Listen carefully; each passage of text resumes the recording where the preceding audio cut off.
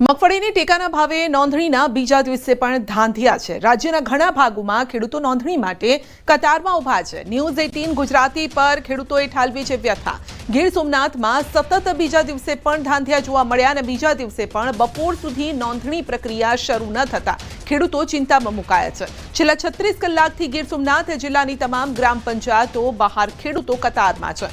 ભૂખ્યા તરસ્યા ખેડૂતો કતારમાં ઊભા રહેવા માટે મજબૂર છે। કેટલાકે કહ્યું છે કે પગમાં સોજા પણ આવી ગયા છે તો કેટલાક પોતાનું ગામ છોડી બીજા ગામ આવ્યા છે।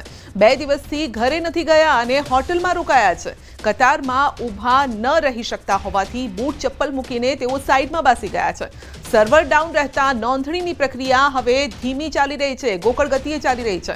જોકે બપોર બાદ ગોકળ ગતિએ રજીસ્ટ્રેશન પ્રક્રિયા ચાલુ થતા ખેડૂતોએ હવે થોડોક હાશકારો પણ અનુભવ્યો છે, કારણ કે ધીમી ગતિ બાદ હવે કદાચ સર્વર થોડુંક ઠીક ચાલવા લાગ્યું છે, પરંતુ એનું નક્કી નહીં ક્યારે ઠપ થઈ જાય।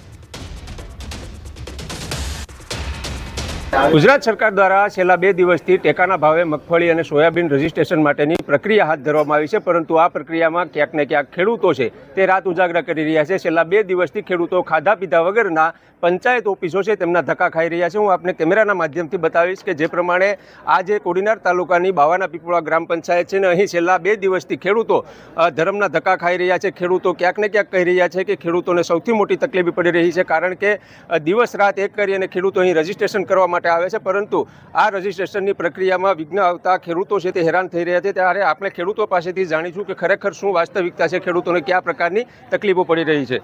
જે આપનું નામ અને ખાસ કરીને અહીંયા આવવા માટેનું કારણ શું છે? મારું નામ છે સુરપાલસિંહ બારડ। હું ખેડૂત આગેવાન પણ છું અને મિત્યાગીનો સરપંચ પણ છું। કારણ કે જે અહીંયા બાજુનું ગામ છે બાવાના પીપળવા, ત્યાં છેલ્લા 3 દિવસથી ખેડૂતો છે। આ ગામના તો ખેડૂતો ખરા, પણ આજુબાજુના ગામના અમારા મિત્યાગ ગામના ખેડૂતોએ 100 ખેડૂતોએ રજીસ્ટ્રેશન કરવા માટે લાઇનમાં છેલ્લા 3 દિવસથી ઊભા છે, ખાધા પીધા વગરના।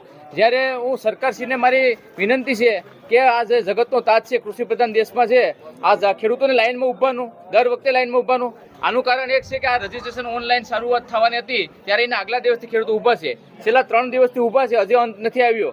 અને જે મારે સરકાર અને કૃષિ મંત્રીને એક વિનંતી છે કે તમે આ બધું કરવા કરતાં એક છે નિરાકરણ એક પ્રશ્નનો કે માર્કેટિંગ યાર્ડમાં ટેકાના ભાવ છે એ ભાવ ખેડૂતોને ચૂકવો તો આ બધા પ્રોબ્લેમ સોલ્વ થઈ જાય। એનું કારણ છે કે તમે કદાચ એનાથી 100 રૂપિયા ઓછા આપશો ને તો એ ખેડૂતો સ્વીકારવા તૈયાર છે, કારણ કે આ છેલ્લા 3 દિવસથી ખેડૂતોના પગ હોજી ગયા છે, બેસીને ઊભીને ખાધા પીધા વગરના। કોઈક પોતાના બાળકો છે, પોતાના પશુ છે એ મૂકી અને અહીંયા આવે છે। કોઈને પશુ દોવાનો સમય થઈ ગયો હોય તો પણ એ વિચાર્યા વગર એ લોકો છેલ્લા 3 દિવસથી બેઠા છે સતત, તો હજી આ લાઈન લાગી છે। તો કૃષિ પ્રધાન દેશમાં વડાપ્રધાન અને મુખ્યમંત્રીને મારી નમ્ર વિનંતી છે કે આ ખેડૂતોના પ્રશ્ન વહેલામાં વહેલા નિરાકરણ લાવી શકે। ખેડૂતોના પગો સૂજી ગયા છે એવું ખેડૂતોનું કહેવું છે। ત્યારે અન્ય ખેડૂતો પાસેથી આપણે જાણીશું, તમે કેટલા દિવસથી અહીંયા બેઠા છો, શા માટે? મારું ગામ અડવી છે, હું દુડિયા પ્રકાશભાઈ ધીરુભાઈ બોલું છું। અત્યારે અમારા ગામમાં વારો ન આવવાને કારણે હું અત્યારે બાવાના પીપળવા ગામમાં આવ્યો છું ને અત્યારે 3 દિવસથી 48 કલાકથી મારે ઘરે હું નથી ગયો, અહીં હોટલે નાસ્તા કરીને પરત વળેલો છે, ઘરનું મોટું નથી જોયું। અચ્છા, તમારા ગામમાં નહીં અહીંયા કેમ? અહીંયા ગામમાં એમ કે અહીંયા ગામના 35 જણા છે, બાકીના ગામના લઈ શકે છે એટલા માટે આવ્યા છે, બાકી આવા ને આવા સરકાર દ્વારા ન લઈ શકતી એમ હોય તો આ ધંધા બંધ કરી દે। અચ્છા, અત્યારે શું પરિસ્થિતિ છે? અત્યારે ટેકાના ભાવે રજીસ્ટ્રેશન ચાલુ થયું છે કે હજુ બંધ છે? હમણાં થોડીક વાર પહેલાં 10 સાડા 10 ની આસપાસ ટાઈમથી ચાલુ થયું છે, જો કે હજી જે સ્પીડ મળવી જોઈએ જે સ્પીડ નથી। અત્યારે મતલબમાં 5-6 વારા લેવાના છે ગામના, 12 ગામના પણ હું પીપળાથી બોલું છું, 12 ગામના પણ આવ્યા છે અને ગામના પછી જો ગામના પતે ત્યાર પછી 12 ગામના લેવામાં આવશે। અચ્છા, આ રાત ઉજાગરા ખેડૂતો કરતા હતા, ગઈકાલે કઈ રીતે આખો દિવસ પસાર કર્યો? કેટલાક ખેડૂતો ભીખા તરસા પણ હશે ને? અહીંયા લગભગ અમે 2 દિવસથી બેઠા છે, બરાબર, ઘરે જ કોઈ નથી ગયું। તો આ અમારું એવું જ કહેવાનું છે કે ભાઈ જો ન ચાલુ થાય તો સરકાર પરિપત્ર નાખીને એવું કહી દઈને પાછી તારીખે કાપી દે કે ભાઈ આ સમયે ચાલુ કરવાનું છે, તો એ પ્રમાણે ખેડૂતો પોતપોતાનું જે કામ હોય તો કરતા થાય। તો કામય કાંઈ ન થાય ને સતત અમારે બેહવું તો અમને ન પોહાય, કારણ કે અમે અમારા ગામમાં જે ટ્રાફિકના કારણે અમે બીજા ગામમાં રજીસ્ટ્રેશન કરવા માટે આવીએ છીએ। અચ્છા, ખાસ કરીને ખેડૂતો આ એટલી બધી ભીડભાડ કરીને બેઠા હોય છે, શું કારણ છે ખેડૂતો વહેલા રજીસ્ટ્રેશન કરાવવા માટે આવે છે? મોડું રજીસ્ટ્રેશન થાય તો શું ફરક પડે? મોડું રજીસ્ટ્રેશન થાય તો જ તમામ બધા ખેડૂત છે, બધાને ગોડાઉન તો હોતા નથી, એને મગફળી ચડી જાય છે, તો એમાં મૂંડા પડી જાય છે ને રજીસ્ટ્રેશન મોડું થાય તો મગફળી ક્યારે આ લોકોએ દે તો આ હતા ગીર સોમનાથ જિલ્લાના ખેડૂતો. તેઓનું કહેવું છે કે તેઓને રજીસ્ટ્રેશન વહેલું કરવું પડે એમ છે, કારણ કે દરેક ખેડૂતો પાસે ગોડાઉનની વ્યવસ્થા નથી હોતી. પરંતુ સરકારશ્રી દ્વારા જ્યારે જાહેરાત કરવામાં આવે છે ને ત્યારથી આજે 48 કલાક બાદ માંડ આ જે સર્વર છે તે ચાલુ થયું છે ને હવે ધીરે ધીરે ટેકાના ભાવનું રજીસ્ટ્રેશન છે તે કરવામાં આવી રહ્યું છે. પરંતુ હજુ પણ આ જે કામગીરી છે તેમાં ક્યાંક ને ક્યાંક થોડું ઘણું વિઘ્ન આવશે તો ખેડૂતોને સૌથી મોટી મુશ્કેલી છે તે ભોગવવી પડશે. દિનેશ સોલંકી, ન્યૂઝ 18 ગુજરાતી, ગીર સોમનાથ. તો સર્વરના ધાંધિયાથી જગતના તાત રજડી પડ્યા છે અને સતત બીજા દિવસે સર્વરના ધાંધિયા છે. દ્વારકાના ધરમપુરના ખેડૂતો રજડ્યા છે. ટેકાના ભાવે રજીસ્ટ્રેશન માટેનું સર્વર ઠપ છે. તલાટી પણ સર્વરના ધાંધિયાથી ત્રાહીમાં. તલાટીએ પણ સર્વરના ધાંધિયાથી રોષ ઠાલવ્યો છે અને બીજા દિવસે પણ વહેલી સવારથી ખેડૂતો લાઇનમાં ઊભા રહ્યા છે.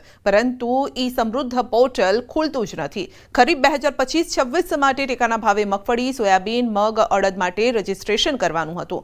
1 સપ્ટેમ્બરથી 15 સપ્ટેમ્બર દરમિયાન ઈ સમૃદ્ધ પોર્ટલ પર રજીસ્ટ્રેશન કરવાની જાહેરાત કરાઈ હતી. રાજ્ય સરકારે આ જાહેરાત કરી, પરંતુ થયું એવું કે ખેડૂતો ગઈકાલે પોતાનું કામ છોડી લાઇનમાં હતા અને તે ખેડૂતોનું પણ સર્વરના ધાંધિયાના કારણે રજીસ્ટ્રેશન થઈ શક્યું નહીં. અને બીજા દિવસે પણ સર્વર ઠપ થતાં ખેડૂતોમાં ભારે નારાજગી અને રોષ જોવા મળી રહ્યો છે.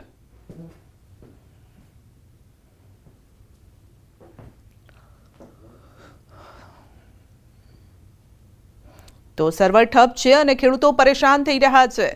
તો સર્વરના ધાંધિયાના કારણે જગતનો તાત રજડ્યો છે. હિસાબે અમે કાલ સવારથી વહેલી સવારથી આવ્યા હતા. તો કાલે 150 જણા હતા. તો આ ઓનલાઈન એકે કોઈ પણ વ્યક્તિનું થયું નથી, કારણ કે આ સરકારને બેદરકારીના હિસાબે થોડુંક બધે ખેડૂતને હેરાન થવું પડે છે. કાલથી સર્વર ડાઉન એવું હતું અને 150 જણા અંદાજે અહીંયા અમે ભેગા થયેલા અને છતાં કોઈ પણ જાતનું સર્વર હાલેલું નહીં.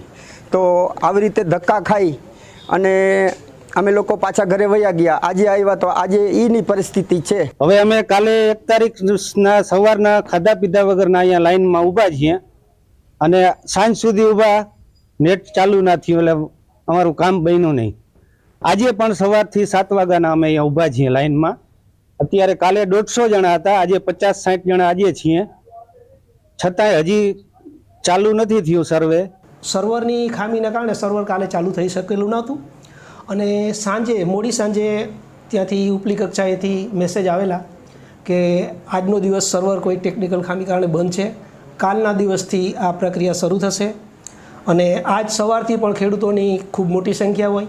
અમે અહીંયા આગળ રજિસ્ટ્રેશન પ્રક્રિયા માટે ટોકન પદ્ધતિ અપનાવેલી છે અને ટોકન મુજબના ખેડૂતો લેવાના છે. હાલ કોઈ ખેડૂતનું રજિસ્ટ્રેશન પ્રક્રિયા